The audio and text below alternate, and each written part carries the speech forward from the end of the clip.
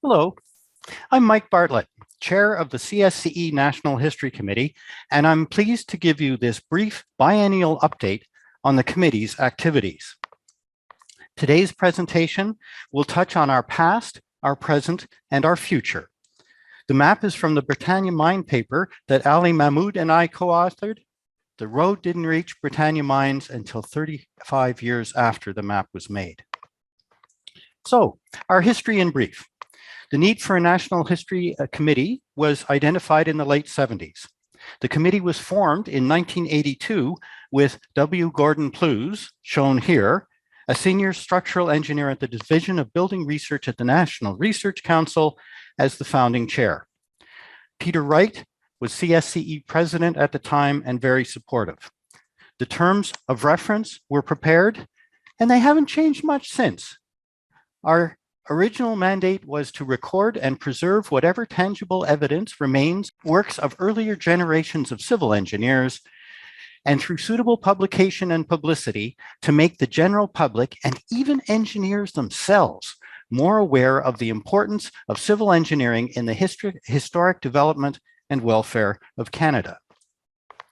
Our committee membership has grown. Originally, we were very GTA-centric, to the extent that monthly meetings were held at a Toronto drinking establishment. We've since grown to 27 members, with only a few from the GTA, as shown by this map. If you're from an unrepresented province or territory and are interested in our activities, please reach out. Email address at the end of the presentation. Almost every member of the National History Committee is also an active member of one of our subcommittees. We have two vice chairs, Ali Mahmoud and Wes Wilson, and a secretary, Bruce Higgins.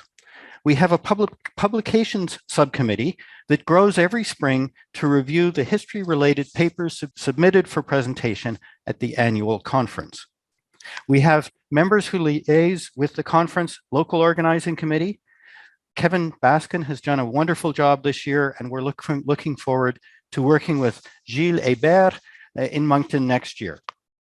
Most of our members are practicing or retired bridge engineers, so we have a historic bridge task group. We monitor our plaques, historic site plaques regularly, and have regional coordinators who coordinate the reports. We have a group that coordinates our traveling poster display. Finally, we have individuals who join task forces to prepare the David Thompson International Historic Landmark nomination, for example, and to coordinate the new tripartite civil engineering history webinar. Our historic sites program remains a mainstay of our activities. Typically, we commemorate historic sites at annual conferences. For example, we'll be celebrating the Kinsall Trestle on Vancouver Island at the Whistler Conference. A number of our historic sites are celebrated jointly with ASCE and the Institution of Civil Engineers. This map shows David Thompson's travels as a fur trader and surveyor with the Hudson's Bay Company, shown in orange, and with the Northwest Company, shown in blue. We'll also be celebrating Thompson's surveying and mapping as a joint ASCE, CSCE International Civil Engineering Historic Landmark at the Whistler Conference. Last year, we commemorated the Middle Road Bridge in Mississauga, and I'm pleased to say that on the 17th of May, some of us attended a photo op to celebrate the erection of the plaque there. We also celebrated the Niagara Power Generating Stations. That plaque is still to come. We've essentially completed a second cycle of monitoring our 81 historic sites and plaques. The Red River Floodway plaque was moved from an inaccessible inlet control room in the Winnipeg area to this outdoor setting at Duff Roblin Park. Thank you very much, Andy Horosco. And we're in the process of moving the Victoria Bridge plaque in Cairn and Montreal from its current location to a more appropriate site at Parc Jean Drapeau. Thank you, Constantine Katsanis and Mathieu Doyer. Currently, we have 81 national, international, and regional historic sites. The distribution by province and territory is shown here. Only Prince Edward Island is bare. and we hope to resolve this at the 2023 annual conference in Moncton. The Historic Bridge Task Group has been busy documenting historic bridges using a standard template. We've tended to focus on the region where the annual conference is held, so we researched 11 structures in British Columbia this past year and are now focusing on bridges in Atlantic Canada. The photograph here is of the Sassagui Rapids Bridge in Manitoba, courtesy of Dave Ennis. This three-span continuous structure has a long main span and quite short side spans. So the abutment bearings, shown on the right, have to be designed for considerable uplift forces. Our publication subcommittee is now formalized with the terms of reference. Essentially, its objective is to support individuals documenting Canadian civil engineering history. The subcommittee grows, as I've said, to review history-related papers for the CSCE annual conference. The reviews that I saw in the most recent cycle were consistently thorough, helpful, and professional. So thank you to those reviewers. The publication subcommittee is also coordinating the This Week in Canadian Civil Engineering History blurbs in the CSCE's e-bulletin. Each blurb features an image and caption, a 100-word description, and a link to online information. Here, for example, is part of the New Year's Eve blurb about the 1928 announcement that the CNR would be building the Bessborough Hotel in Saskatoon. The link is to a 2016 University of Saskatchewan MA thesis about the history of the hotel. Alan Perks obtained funding from the Canada 150 program to create a series of posters depicting historic Canadian civil engineering achievements. The intent is to display them in public places, such as the Ottawa City Hall, for example, to make the general public and municipal politicians aware of the role that civil engineers have made in building Canada. The lower photo shows the posters on display at a ceremony at the University of Northern British Columbia in March, and thanks to Javon Johal, they're now on display at the Whistler Conference.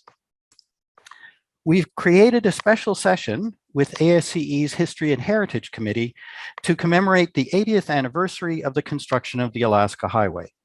This includes Dr. Ken Coates speaking on the Alaska Highway, a linear community, and a special session with 5 presentations on the history and current challenges faced on the Alaska Highway. And we've collaborated with the Yukon Transportation Museum to create an online portal of information about the highway and its construction. We recently inaugurated a tripartite civil engineering history webinar series with our colleagues at ASCE and Britain's Institution of Civil Engineers. We've dubbed them the new transatlantic cable webinars, as the intent is to improve the communication between the two continents, just as the transatlantic cable did. The initiative is intended to enhance the interaction between members of these groups, to recognize that civil engineering history crosses international boundaries, and to ensure that each webinar topic engages at least 2 of the participating societies. For example, last week, Mike Cromes of ICE spoke of Philadelphia engineer architect William Strickland's visit to Britain in 1825 and his drawings depicting British tunneling practice of the time. You can attend the webinars at no cost. The next one is scheduled for September the 28th. Finally, we're part of an initiative of the Engineering Institute of Canada, their History and Archive Committee, to conduct oral history interviews to preserve Canadian engineering achievements. The History Program Fund and 7 other engineering societies are kicking in $750 a year for 2 years. EIC is matching that, and MyTax is matching that.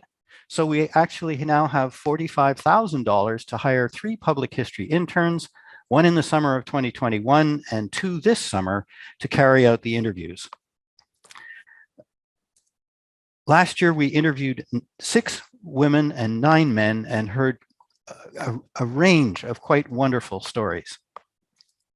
The civil engineers interviewed to date are listed here. Several were recommended by the Canadian Geotechnical Society and the Canadian Dam Association. The video recordings and transcripts of the interviews will be put on the EIC website and archived permanently with the EIC phones at the Ontario Tech University Library. There is market interest and support for this initiative, and I expect we'll readily find funding to continue it next year.